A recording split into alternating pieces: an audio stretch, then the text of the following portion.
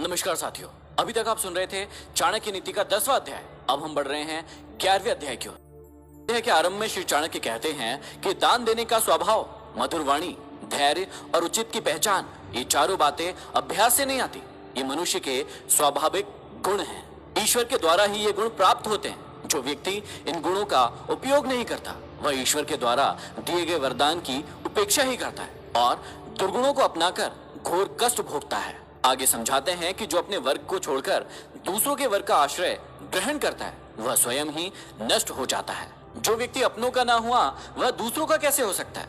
अपनों को त्यागना ही अधर्म के मार्ग पर चलना है, जिससे अंततः हानि ही होती है। आगे कहते हैं कि हाथी मोटे शरीर वाला है, परंतु वश में रहता है। क्या अंकुश हाथी के बराबर है?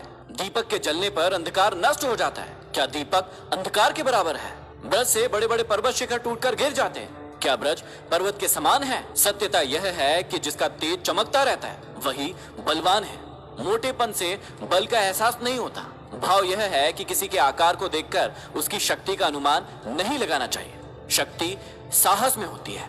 आगे समझाते हैं कि घर गृहस्थी में आसक्ति व्यक्ति को कभी भी विद्या नहीं आती। मांस खाने वाले व्यक्ति को कभी दया नहीं आती। धन के लालची को सच बोलना नहीं आता और स्त्री में आसक्त कामुक व्यक्ति में पवित्रता नहीं होती। अर्थात विद्या प्राप्ति के लिए घर त्याग करके गुरु के पास जाना जरूरी है। मांसाहारी व्यक्ति दया भूल जाता है।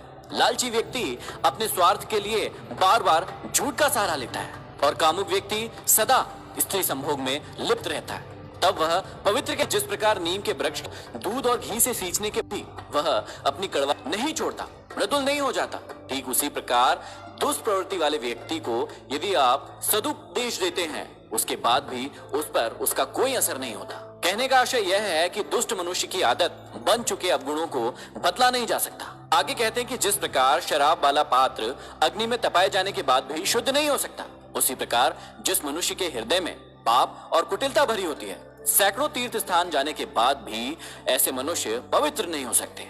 आगे समझाते हैं कि जो व्यक्ति संतोष के साथ जो मिले उसी में संतुष्ट रहता है, उसे पृथ्वी पर ही स्वर्ग का सुख प्राप्त होता है। उसे ना तो कोई दुख होता है और ना ही कोई कष्ट। आचार्य चाणक्य कहते हैं कि भोजन हमेशा प्रसन्नमुख तथा शांत भाव के साथ करना चाहिए। आगे युवाओं के लिए बहुत ही अच्छी बात समझाते हैं कि खेल और दूसरों की चापलूसी, ये दुर्गुण विद्यार्थी के लिए वर्जित है। हर विद्यार्थी को इन 8 दुर्गुणों को सर्वदा के लिए त्याग देना चाहिए। कहने का तात्पर्य यह है कि ये अवगुण विद्यार्थी को कभी भी अपने लक्ष्य तक नहीं पहुंचने देते। यदि आपको अपने लक्ष्य तक पहुंचना है तो इन दुर्गुणों को हमेशा के लिए त्यागना होगा।